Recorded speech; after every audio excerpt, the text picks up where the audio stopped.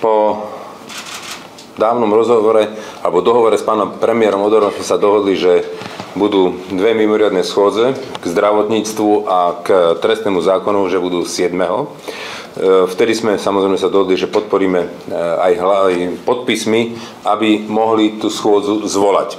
Ale pánovi premiérovi som oznámil, že určite Hnutie Sme rodina nepodporí otvorenie tejto schôdze, len zvolenie alebo možnosť ju zvolať.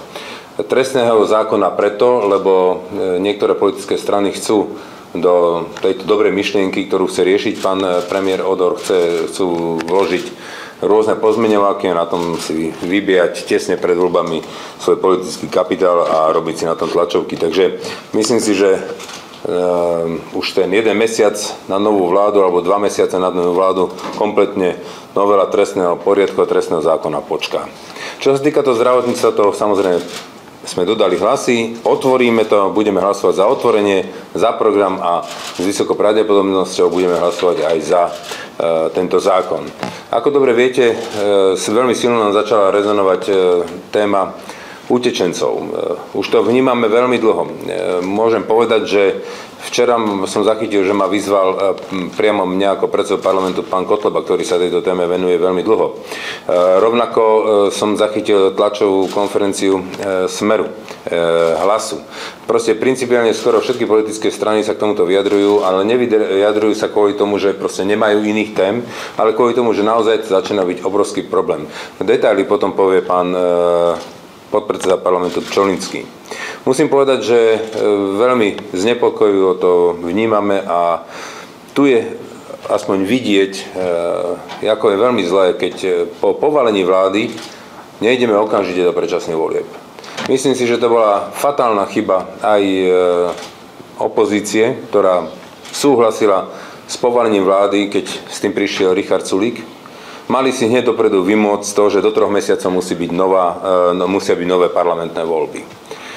Keďže si toto nedohodli, no tak videli ste ten pad. Richard Sulík si len riešil svoje problémy s Igorom Matovičom, alebo mu bolo úplne ukradnuté, čo bude s touto krajinou.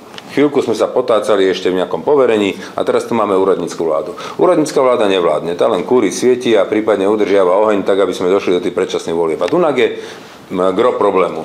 Na južných okresoch, dá sa povedať prakticky v každom meste je obrovský problém. Strach. Ľudia sa boja tých migrantov, oni sa tam nekontrolovateľne sa množia tie počty, preskakujú ploty, začínajú kradnúť a ja hovorím, táto vláda by mala okamžite zakročiť. Nie. Všetci sa tvária, že nič sa nejde. Všetko je v poriadku, všetko je v kľude, nič sa nejde. Na čo čakáme? My čakáme, kým sa naozaj niečo stane, a až potom začneme riešiť tú konkrétnu vec. Ale ja hovorím, že prevencia je veľmi dôležitá. A tunak je vidieť, že všetky tieto úradnícke vlády sú k ničomu. Tie by nemali vôbec byť. Mali sme mať dávno voľby a tunak dnes si pekne spýtuje svedomie tá strana, ktorá to nechcela urobiť skôr. To znamená, že zachytil som informáciu, ale mám tu informáciu, že bolo doručených 30 podpisov na zvolenie mimoriadnej schôdze k tomuto bodu, keďže ani armáda, ani polícia nekoná, všetci sa len vyhovárajú, tak ja si myslím, že je absolútne na mieste ich dostať pod tlak. A upriamiť celú pozornosť všetkých ľudí, že naozaj tu na tie politické strany sú ochotné, no len úradnícka vláda si myslí, že je všetko v poriadku. To znamená, že zaraďujem túto schôdzu na štvrtok na 10. hodinu. Začíname najprv s tými migrantami, tou mimoriadnou schôdzou a potom pôjde zdravotníctvo a trestný zákon. Je vysoko pravdepodobné, že keď budú normálni, tak tá výzva smerom k tej vláde pôjde, že to uznesenie je šanca, že by mohol prejsť. Je veľká šanca, že môže prejsť aj ten zdravotnícky, keď naozaj tie strany budú chcieť riešiť ten problém s tými ambulanciami a veľkú šancu nedávam vôbec, že sa otvorí ten trestný zákon. Ja by som teraz o podrobnostiach tej katastrofálnej a veľmi napätej situácie v tých južných okresoch poprosil, aby informoval podpredseda Pčolinský. Nech sa páči. Ďakujem pekne. Som si otvoril telefón, lebo mám tu nejaké poznámky. Viete veľmi dobre, že my sme sa v minulosti tejto téme venovali, ale nikdy to nebola nejaká taká naša, že hlavná téma, my sa zameriavame najmä na tú sociálnu oblasť, na pomoc ľuďom, pomoc rodinám, ale Politici, ktorí sa vyjadrili k tejto téme nelegálnej migrácie v tomto období, tak sú obviňovaní z toho, že z toho robia predvolebnú tému. No, ja by som chcel všetkým odkázať, že predpokladám, že tí migranti nevedia, kedy sú u nás voľby a nevybrali sa v úvodzovkách na cestu v čase, keď sú u nás voľby na schvál. Čiže nie je to o tom, že politici niečo riešia, že si niečo vymysleli, ale je to o tom, že práve teraz je tu ten problém. Mňa trošku zaražajú slova vedenia polície, ktoré hovorí, že nedochádza k páchaniu trestných činov. Dovolím si tvrdiť, že to nie je pravda. To, čo hovoria starostovia dotknutých obcí, tak hovoria napríklad, že preskakovanie plotov, vnikanie do záhrad, krádeže plodín zo záhrad a iné skutky, čiže skutky voči majetku, tak chcem len pripomenúť, že sú trestnými činmi porušovania domovej slobody v súbehu s trestným činom krádeže. A teda, ak policajný prezident hovorí, že nedochádza k trestnej činnosti, tak slušne povedané, nie je to pravda. Právo na domovú slobodu je jedným zo základných ústavných práv a preto jeho porušenie je postihované ako prečin podľa paragrafu 194 odsek 2 písmeno B trestného zákona odňatím slobody na 1 až 5 rokov. Takisto je trestné už samotné nelegálne prekročenie hranice. Ak toto sa niekto snaží ignorovať, tak považujem to za dosť veľký problém. A myslím si, že ak občan Slovenskej republiky v úvodzovkách by prekročil nelegálne hranicu, tak už v CPZ-ke a v superrýchlom konaní rovno z CPZ-ky by išiel pred súd. Čiže jednoznačne dochádza k páchaniu trestnej činnosti, a to sú trestné činy voči majetku, čiže porušovanie domovej slobody, to je vniknutie do obydlí, do záhrad na súkromné pozemky ľudí a krádeže plodín sú takisto trestným činom. Viete veľmi dobre, že sa tu zatvárajú ľudia za krádež kukurice a zemiakov a neviem čoho všetkého možného. Za tašku zeleniny dostanete na Slovensku 5 rokov. 5 rokov, hej. Čiže chcem len povedať, že je tu problém. Ja v posledných dňoch a týždňoch som komunikoval s veľkým počtom príslušníkov policajného zboru, aj takými, ktorí sú v zmiešaných hliadkach na území Maďarska. Čo je pre mňa veľmi zaražajúce, neviem, či ste postreli, ja som dával taký status na Facebook. Tí policajti hovoria, tí naši policajti hovoria, ktorí sú v Maďarsku, hovoria, že idú v aute s príslušníkom, policajným príslušníkom maďarským, majú pred sebou dodávku, ktorej podvozok šúcha o asfalt, lebo je tak naložený. Náš policajt povie, že poďme to skontrolovať, lebo tá dodávka je podozrivá. A maďarský kolega povie, že nie, ideme ďalej. A takéto skúsenosti majú na dennej báze a naši policajti sú právom presvedčení, alebo nazvime to slušne, majú pochybnosť o tom, či maďarské orgány chcú zamedziť nelegálnej migrácii.